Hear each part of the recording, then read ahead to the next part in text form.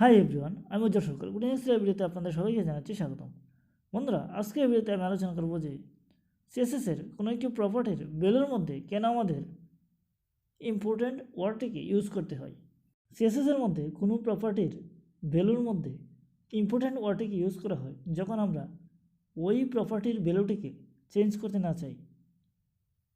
আমি এখানে ইমেজ ট্যাগের সাহায্যে 4টি ডিফারেন্ট সাইজের ইমেজ নিয়ে নিলাম এবং প্রত্যেকটি ইমেজকে টার্গেট করে ফ্লোট প্রপার্টির সাহায্যে তাদেরকে একই রোয়ের মধ্যে নিয়ে এলাম এবং ইমেজটাকে টার্গেট করে সবগুলো ইমেজকে হাইট এবং ওয়েট দিয়ে দিলাম 250 পিক্সেল, যাতে করে সবগুলো ইমেজের সাইজ একই হয়ে যায়।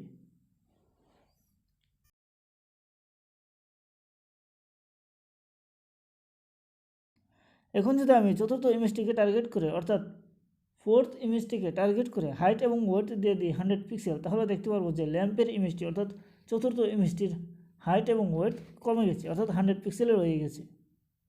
যদিও আমি ইমেজ ট্যাগের সাহায্যে তাদের হাইট এবং ওয়েট দিয়েছিলাম 250 পিক্সেল, কিন্তু আমরা যদি ইমেজ ট্যাগের হাইট অর ওয়েট প্রপার্টির ভ্যালুর সাথে ইম্পর্ট্যান্ট ওয়ার্ডটিকে ইউজ করি, তাহলে আলাদাভাবে কোনো ইমেজের হাইট অর ওয়েট বাড়ানো বা কমানো সম্ভব হবে না।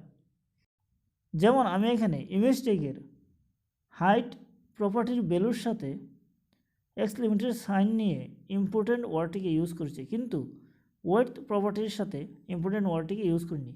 এখন যদি আমি আমার কোডটিকে রান করাই, তাহলে দেখতে পারবো যে এখানে প্রত্যেকটি ইমেজের হাইট হলো 250 পিক্সেল, কিন্তু চতুর্থ ইমেজটির ওয়েট হলো 100 পিক্সেল, কারণ এখানে চতুর্থ ইমেজটিকে টার্গেট করে হাইট এবং ওয়েট দিয়ে দিয়েছি 100 পিক্সেল করে। যেহেতু আইএমজি ট্যাগের হাইটের ভ্যালুর মধ্যে ইম্পর্ট্যান্ট ওয়ার্ডটি রয়েছে, তাই কোনো ইমেজের হাইট চেঞ্জ হচ্ছে না।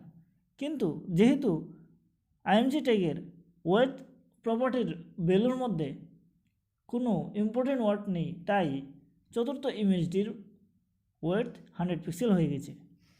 এখন যদি আইএমজি ট্যাগের ওয়েট প্রপার্টির ভ্যালুর সাথে ইম্পর্ট্যান্ট ওয়ার্ডটিকে ইউজ করে, তাহলে দেখতে পারবো যে এখন ফোর্থ ইমেজটিরও হাইট এবং ওয়েট 250 পিক্সেল হয়ে গেছে, যদিও চতুর্থ ইমেজটিকে টার্গেট করে হাইট এবং ওয়েট দেওয়া হয়েছে 100 পিক্সেল।